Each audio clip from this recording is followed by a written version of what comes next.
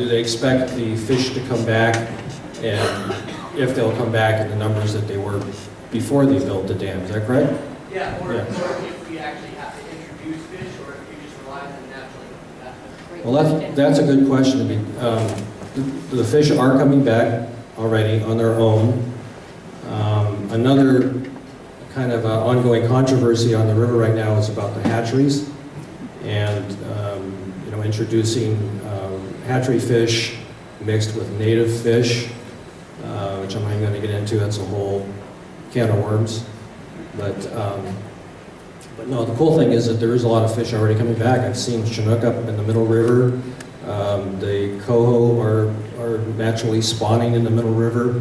And as soon as the upper dam disappears here in a few months, and then the entire watershed will be open, that's the real cool part that everybody's waiting for. As far as is it going to be as many fish as it was before? My personal opinion is it won't, only because of the fact of how much the environment has changed in 100 years, with all the overfishing and everything else that's been going on. But I do think that there will definitely be a lot of fish coming back. I don't know how many, but it's certainly going to be a lot better than it is now. Well, and the good news also is that so far, the good news also is that so far the rapid return of fish that have been spotted this past fall and into the winter, I think, has exceeded everyone's expectations. And many of you raised your hands and said you've been following this story. It's been remarkable to watch the changes that have happened on this river in the past year. And for all of the computer modeling that got done in advance, the good news is it's going really well so far.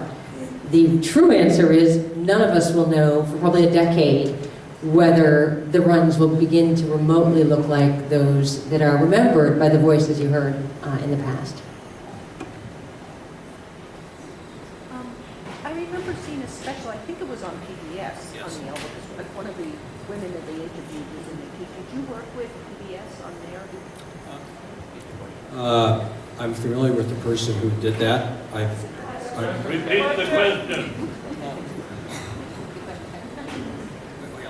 Did you work with the PBS? Oh. Is it? With PBS Oh. special that they did? The question is, did I work with the PBS people who did their 20-minute version that came out a few months, 6 months ago or so? Not really. I mean, I know who the person is that did that. I've met her on the river many times, and we actually filmed together many times. But as far as, giving her footage or anything like that, no. But I went to a talk and they were talking about how there was so much more silt than they really had imagined. And the last time I was on the Elwha, it was so very cloudy. I'm wondering what the projection is for that. For the silt, silting of the silt. yes, if you've been on the Elwha lately, it's extremely muddy, especially after rain. They're waiting for a real big flood event to happen, which hasn't really happened this winter. But so it'll really wash a lot of the sediment out of there. There's just so much. I don't know how many million cubic yards, but I did hear that at this point, I think it's 10% of the sediment has already washed out of there. But it's completely changed the river, the Middle River. Right? One of the deepest holes on the river is this place called McDonald Gauge, and it was about 16 feet deep. It was a calm spot on the river, and now it's about 4 feet deep or less, and it's just ripples. And it's all filled in with sediment, and there's sediment all on the shorelines. It's like it looks like gray beaches everywhere. And it's good. And that's the whole plan, is to get the sediment is the big thing, and so they need to get that sediment out. And it's not going to all come out because the river can't reach way high up on the banks to get it all out. But it's kind of I think that they figured out that it's actually going faster than they predicted. So. Is there now, will there be restrictions as far as fishing and netting in the river? I believe there's a 5-year moratorium now for everybody, white sand Indians, and I've heard that they might even push it to 10 years. So that's a good thing. so we can all hear you. Sure. So that last question was about whether or not there's a moratorium on fishing in the Elwha River.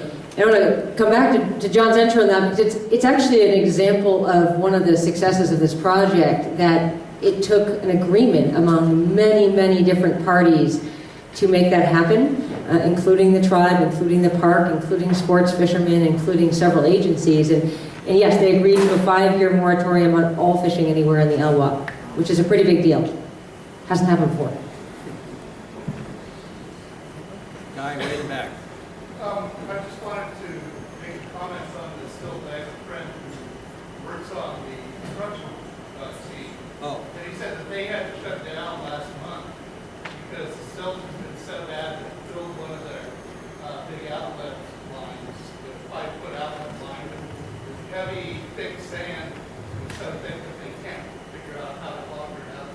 Yeah, but the question was they had to stop working on tearing the upper dam down because of the sediment load. But what happened was there was so much sediment that it's clogged they built a sediment treatment plant in the Middle River specifically to handle this load of sediment that they knew was coming down. But so much came down that I don't know if it was due to design or whatever, but the plant couldn't handle that much sediment. So they had to stop this last month from working because they couldn't take any more sediment right now. So. I'm just going to say, I mean, my understanding is one of the big reasons why it's went ahead is that the project became totally uneconomic. FRC and others were leaning on them for all kinds of upgrades. The cost of all these upgrades just made it a totally uneconomic project. So everything was going in the same direction. But then the other thing, when you talk about silt coming out, there's a huge volume of silt. I thought the huge concern is as that silt comes down, what it's going to do to the lower reaches of the river. And whether it can although apparently the fish are coming up before the silt has gone out, whether it still will be okay for the fish once the silt comes down and basically will just cover all the lower reaches. So we have 2 comments or questions from the back here, and the first was about how it happened and did the dams come down for economic reasons or others? And I think one of the reasons we're making a feature-length film about this story, to answer that question, is that it took a real alignment and a constellation of interests to make this possible. This is the biggest dam removal in history. And economic factors played an important role. And the piece of the film that we didn't share with you today revolved around essentially a community committee that was formed in Port Angeles at the time that federal legislation was drafted and signed to begin this process. And at the time, there was a great deal of resistance in the community of Port Angeles for a lot of the reasons that you probably saw in this short bit here. It had a lot to do with perceptions of the economy there. Ultimately, the mill who owned the dams saw that the dams were becoming a liability for them. You're absolutely correct in that. And that they were likely to face legal challenges over a long period of time. And so the voice of industry coming out in support of dam removal or some other form of mitigation was one of the key steps. It was one of many. And I think what makes it a complicated, interesting story is to see how the voices from industry, the voices of environmental activists, and the voices of the tribe really came together at a critical moment in the 80s and 90s to make us get to this point. And you had a second comment about silt and sediment, which we've already talked about a little bit, and whether the river will be fit for fish in the future because there's going to be a high sediment load for a long time.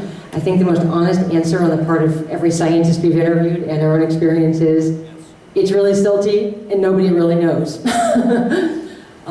It's, as John said, a very muddy river right now, and that they expected for several years. And the other perspective is that the total budget of this project is about $350 million.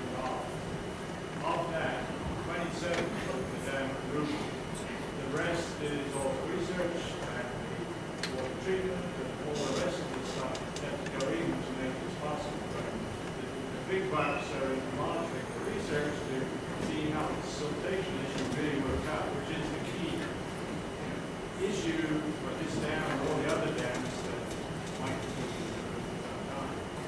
All true and well said, and if you couldn't hear the gentleman in the back, he was talking about the high price of this, over $300 million, and the percentage of that that's going to mitigate the sediment issues, and to do the research to understand, when we're doing this, and it's never been done before, what the outcomes actually are.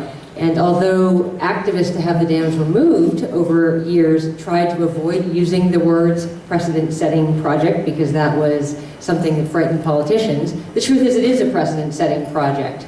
And the research that gets done and the experience that all these scientists in the Elwha have will certainly inform future conversations about rivers and dams. That seems pretty evident. Other questions? This lady, The first 10 minutes are great, so when can we expect to see the whole thing? Well, funny you should ask. As the producer, our timeline is determined in part by our fundraising process. We are actually taking a longer cut than this to New York and Washington, D.C. Next month. And as part of the process to continue raising the money to finish the film. Our hope, our target is spring or summer of this year, 2013.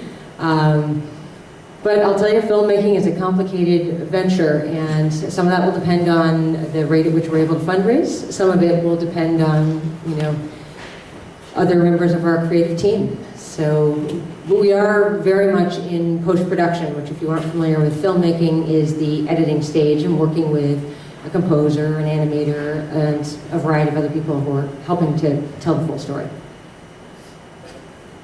gentleman in the hat. I just wanted to put a perspective on the cost of the dam removal. Don't let them, they'll put it on the microphone. Can I Bring offer it in you, the back. can I offer you the microphone? Please. Anyway, the Navy is planning to build a, what they call a second munitions wharf. That's one wharf. They're actually fiddling around with some other stuff too. But anyway, to load nuclear missiles into missile submarines. They're planning to pay $715 million for that one structure. We can see the contrast quite plainly. Thank you. I'm going to make one more comment. This lady, Stay in touch with us. I'm sorry. I was just wondering if anywhere in the film you were going to mention the fact that they were put up illegally in the first place. yes. The answer is, are we talking about the fact they were put up illegally in the first place? And the question was that. The answer is absolutely yes. Again, you got to see 10 minutes today. And actually, there's an extended segment in the film that talks about the multiple ways in which the dams were illegal. And one of the things that makes this story, I think, so important to the larger conversation of salmon restoration and the protection of whales here in Western Washington is that these projects set a precedent that was a dangerous one to set in this state. The Elwha River dams were the first to break an existing environmental law that was actually on the books at the turn of the century in 1900, requiring fish passage on all rivers where salmon runs were present. It existed, it was written in the 1800s. The building of the Elwha River dams flouted that law. The builder knew he was flouting the law.